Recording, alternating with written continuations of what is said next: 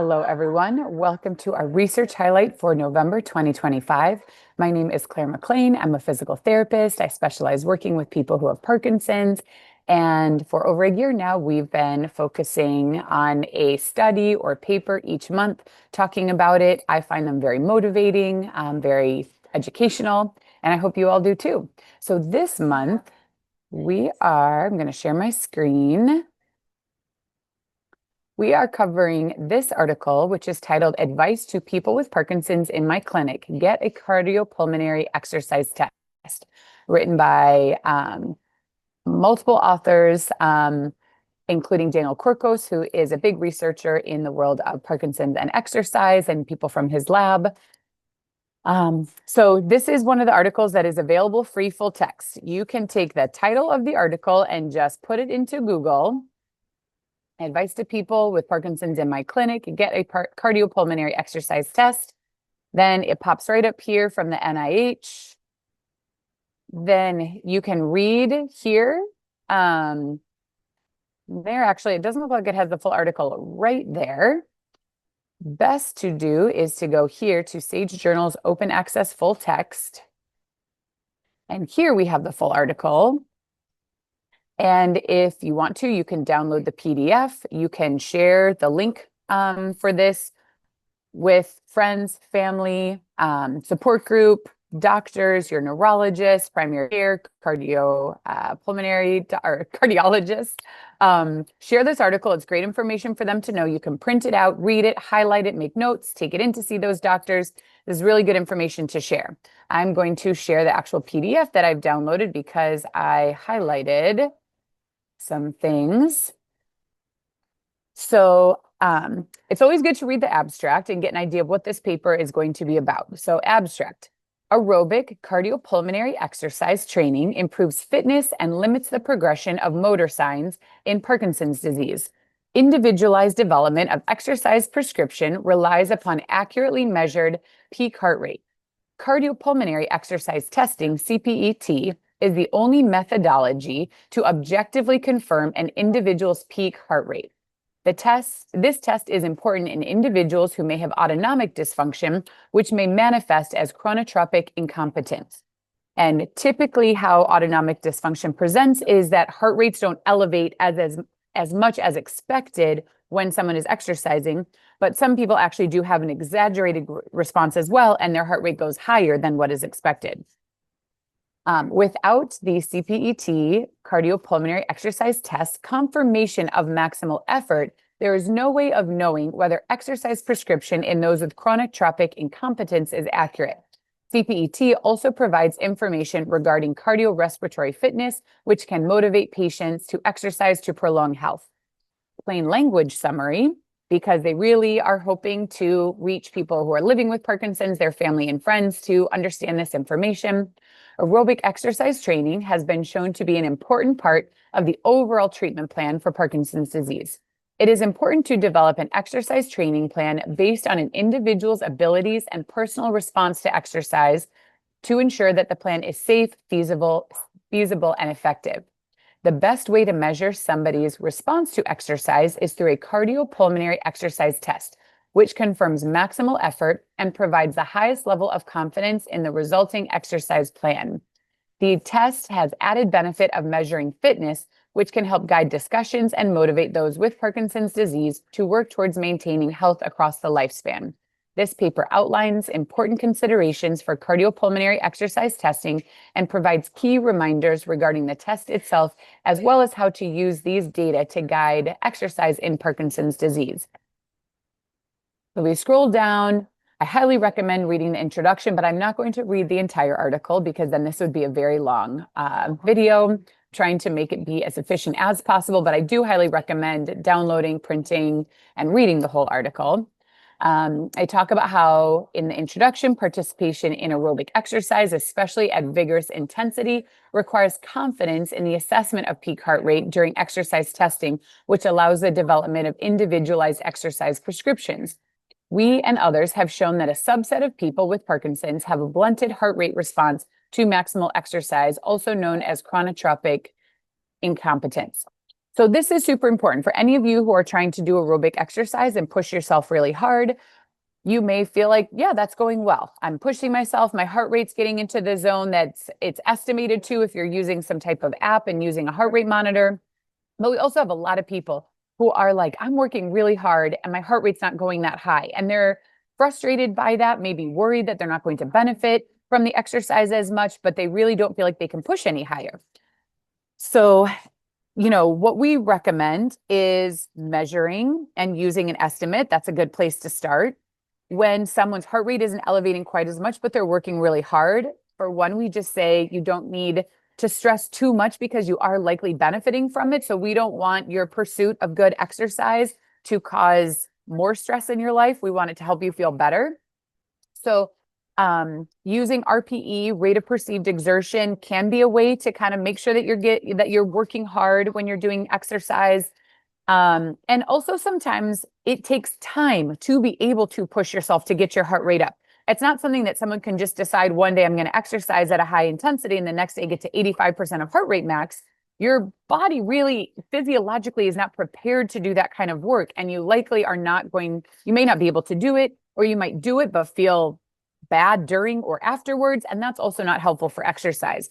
So that's what they're talking about in this article is it's really important to have an individualized plan for you, where you start, what you're progressing to, what's reasonable for you, what heart rate you're really going for.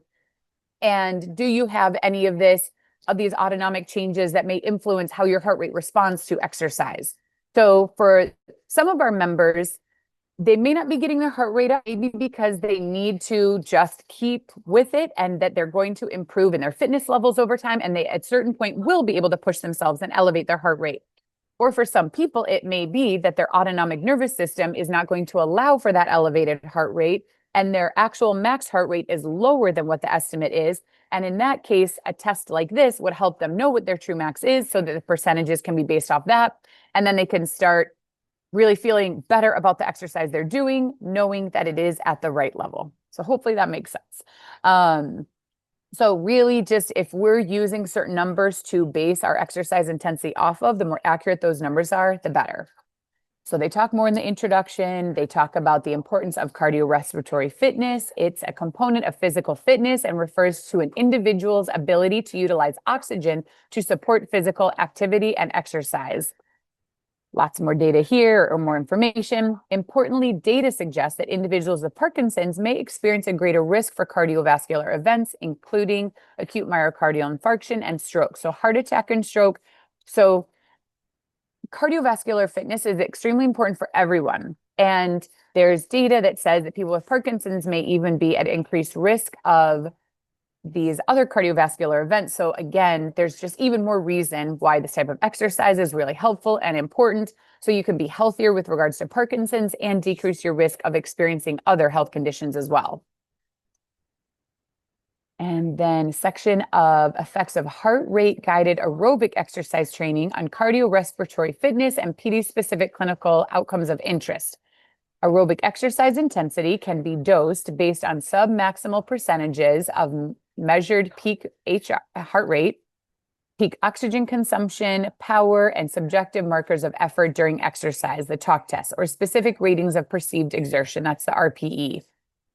So we know that we can use those and we can measure these different things. Aerobic exercise guidelines for PD recommend participation in vigorous intensity exercise with additional recommendations for those who are deconditioned or who have more advanced Parkinson's to attempt to progress to vigorous intensity exercise over time. Some people may be able to start with vigorous intensity pretty quickly. Some people may need to take time to work up to that level, get stronger, build their fitness, help their whole body, again, kind of physiologically be ready to do that kind of exercise. So I'd love to just read this entire article because every single sentence is so good, but I'm also trying to be efficient with time. So we're going to scroll down and look at the different methods to evaluate peak heart rate during exercise testing. So I looked up to see many people get a stress test with a cardiologist. A stress test looks at your heart's response to exercise. They typically have a goal of you getting to 85% of an estimated heart rate max. And if you can get to that, that's typically kind of the end of the test.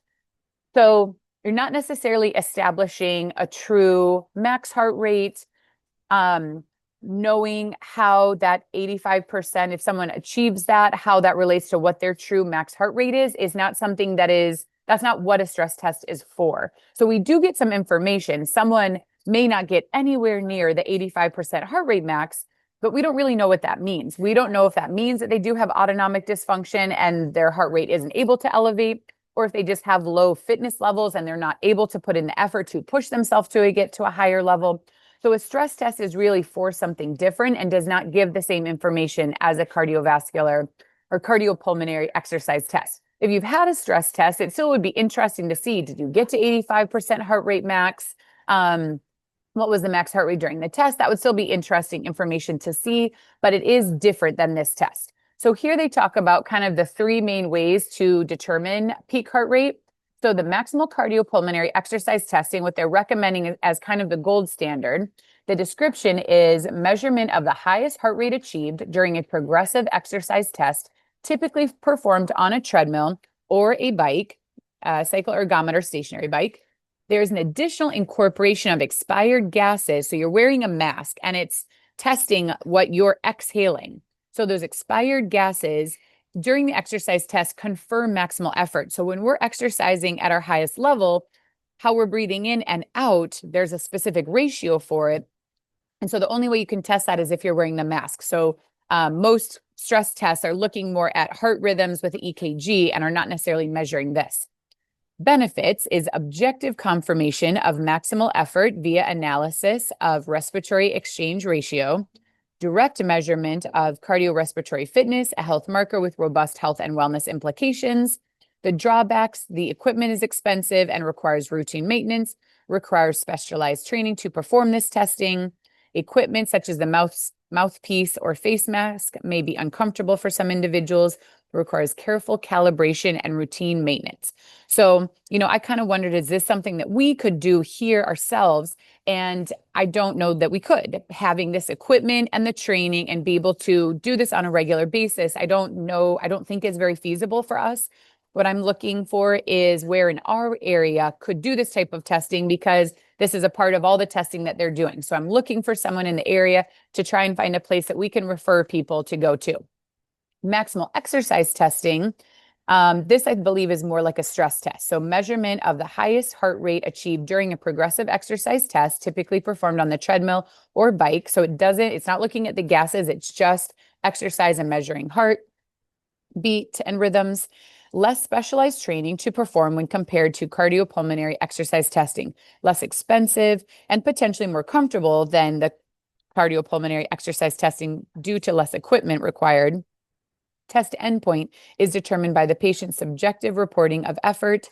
It fails to objectively identify those with chronotropic incompetence because poor effort in the presence of low peak heart rate cannot be ruled out. So that's what I was saying, that some people just may not be able to push themselves with regards to effort. So you don't know if someone's lower heart rate is because of low fitness and they're not able to push themselves, or it is because they are pushing themselves, but that's truly as fast as their heart will beat with the exercise. So that is why the specific CPET is better, if at all possible. Prediction equations, math. So this is what we typically use. We use the Kevorkian formula because that is at least theoretically more accurate than 220 minus your age times 0.6, 0.8, 0.85 to get the percentage. So Kevorkian formula takes into account age and your resting heart rate. So that does help, but it still is not taking into account how heart rate responds to exercise, which is something that is very relevant for people with Parkinson's. So here you use the Kevorkian formula, you input the data, we use an app and have heart rate monitors on our members during classes, and it measures. And it does seem like for some people it is accurate, and for some people it is not accurate. We definitely have people who go above 100, what their max heart rate is supposed to be. So clearly if they're going above 100, that estimate is not correct. Then we have lots of people as well whose heart rates are staying below 60%. And again, it is difficult for us to be able to tell, is it because that person really isn't putting in that higher effort? If medication is low and you have stiffness or bradykinesia, it is hard to exercise at that higher level. So we don't know, is it kind of medication holding someone back? Is it their ability to generate that effort and movement and to push themselves? Or is it that their heart rate isn't responding the way to the level of effort they're doing? So we basically we are functioning with the best data that we have, and it's better to have some data than no data, but I would love to have better data with CPET testing. And there's more discussion about the CPET testing. It allows circulation of respiratory exchange ratio, RER, which is calculated by dividing the volume of carbon dioxide produced by the volume of oxygen consumed. So this is what they're measuring with the gases that allows them to confirm the level of effort or intensity that someone is putting in. So yeah, can objectively confirm a peak heart rate. Reliability of RPE-dependent determination of maximal effort has been demonstrated to be low. So when you're asking people, are you working the hardest that you possibly can? And they say, yes, that is not necessarily true. I mean, they might sort of think that, but physiologically, it may not actually be true. So it's complicated, and there's a whole spectrum for people. And, the more that someone has a history of exercising versus not, there's many factors that influence that. The commonly used peak heart rate prediction equations in healthy individuals have shown to miscalculate measured peak heart rate by 11 to 12 beats per minute, with additional error observed when the equations are applied to males and those with higher body mass index. Additionally, there have been no published studies regarding the function of these equations, specifically in people with Parkinson's. Although CPET is the gold standard, if it is not available, maximal exercise tests or predictive equations can be used so long as pre-exercise screening, processes based on current exercise participation, chronic disease status, and review of active symptoms are implemented to ensure safety during initiation of an aerobic exercise prescription. So they're saying if you can't get the testing, you still can exercise, but we want to take into account a little bit more about someone's medical history, help them get started with what they feel comfortable with, and then progress over time. And this is our goal, which is a little bit easier to do in person than online, is helping people get started and progress with exercise. It's a little bit easier to do that when you're with them every time they're performing the exercise, or most of the times, versus when it's happening online, it's a little bit different. And then they go into description of how it's performed. I'm not going to go into detail, but I highly recommend checking that out. Talking about the value of additional cardiac and pulmonary metrics obtained via the cardiopulmonary exercise testing. So they have two examples here. A 57-year-old person with Parkinson's who had the chronotropic incompetence. The estimated max heart rate for this person of 220 minus age was 163. When he actually performed the test, it was 132. So more than 30 beats different, which is significant difference. So then when you take, if you had used the estimate, the 80 to 85% was 131 to 138, very high. But at the CPET derived peak heart rate, when you calculate 80 to 85%, it's 106 to 112. So this could be one of those people who's saying, I'm only getting to 108. I am not going to benefit from this exercise because they see a target of 131 to 138, and that's not achievable for them. So that could be very frustrating. So in this case, this person, probably once they had this correct data, was able to exercise and feel good about the exercise they were doing. And this is really significant. A lot of our members are very high achieving people and sometimes are stressed by not being able to get their heart rate up as high as an estimate says they should. So this person would be incapable of achieving that target heart rate based on the estimate. It's unsustainable. It wouldn't be safe for them. The potential risk, they could be overdosed, lead to injury and future setbacks.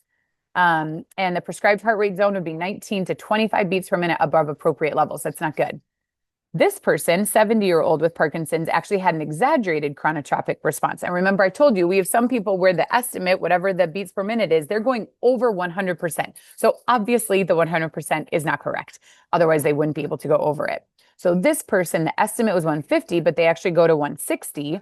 So their estimated, or the 80 to 85 target based on the estimate would be 120 to 127. But for them, 128 to 136 is actually the accurate. And their target heart rate would be too low, so they wouldn't necessarily benefit as much from the exercise if they weren't working at that high of a level. And the other thing I'd say people see when their numbers going high, they're in on our heart rate monitoring that we use, they're in the orange or red zone. And sometimes that is concerning. They think, is this dangerous? Am I working too hard? And yes, it possibly could be, but also it might just be that our estimate is not accurate. And if we had an accurate number, we would be able to do a more accurate, have an accurate target for them. And then they would not be in the red zone. So really, it's me to find a place that we can do this type of testing. Effects of chronotropic incompetence on exercise prescription, more detail. So they show of all the people here tested in this example, majority of people were actually in the normal chronotropic response where the estimate could be accurate, but there are people with an exaggerated, and there are quite a few people with the incompetence as well. And just all across the spectrum, age, and then the peak heart rate is what they're looking at on this left side. So more discussion, what they tell people with Parkinson's in their clinic. We tell people with Parkinson's in our clinic that if they are proactive in maintaining their health rather than reactive in responding to disability, it is possible for them to journey through their disease with a quality of health that can approach that of someone without Parkinson's. We suggest they obtain a maximal CPET for 2 reasons. First, if they are engaged in or thinking of starting heart rate guided aerobic exercise, it is possible they may have a heart rate that is lower or higher than that determined by age-based formula. As such, we suggest they consider getting a CPET to obtain an accurate measure of their peak heart rate to guide their aerobic exercise prescription and work towards attainment of the clearly established general and PD-specific health benefits derived from this approach to exercise. Second, assessment of their VO2 max will serve as a marker of baseline health from which they can be motivated to improve over time. Clinicians who utilize CPET to maintain VO2 max will be better equipped to counsel their patients with Parkinson's regarding lifelong implications of fitness, including the potential to achieve future goals and maintain one's ability to participate in physical activities of daily living. So great article. Highly recommend you download and read it. Hopefully it's motivating, A, just to do aerobic exercise, B, to get a more accurate measurement. Talk to your cardiologist. Some information gathered from a stress test could be helpful. It's just not quite as accurate, but you could also ask if they do CPET testing. And if they don't, where's a place that you could access this testing? I'm going to be doing a search. I'll share my screen. So I've done this search before, but now I'm motivated again.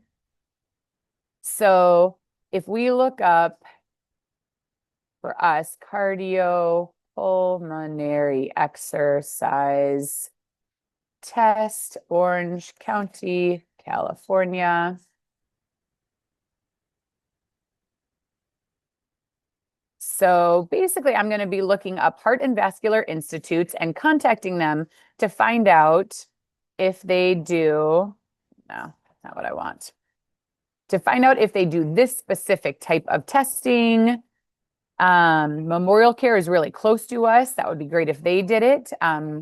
Stress testing specialist, cardiology specialist of Orange County, perform many types of stress testing on site, exercise stress tests. So basically in your area, this is what you could look up: exercise testing, cardiopulmonary exercise testing. Be specific that it's not just a regular stress test, and that ideally you want the gas exchange measurement if at all possible. And then I highly recommend you do this testing. If you do, please let me know what your experience was like, what information you gathered, how close to the estimated heart rate you were. You can email me that information at claire@roguept.com. I hope you are inspired and interested by the information from this research highlight, and I'll see you all next month. Bye.